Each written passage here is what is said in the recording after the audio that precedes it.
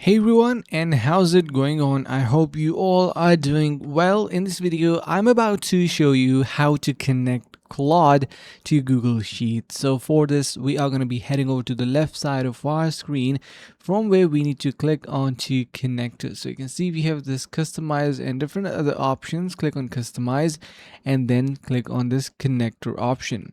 Once you do click onto that, you cannot see any option of Google Sheets. That's because you need to add another connector. So you can see we need to add or browse connectors. So I'm going to be clicking on browse connectors, search in here for Sheets, and you are going to be having different options for that. So you can see we have Google Drive.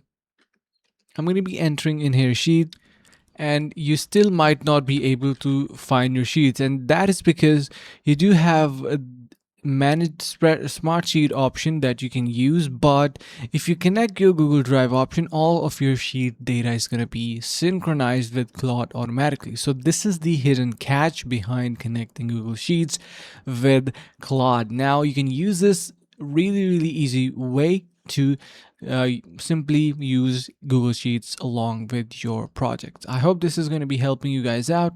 Thanks for watching and see you around in the next video.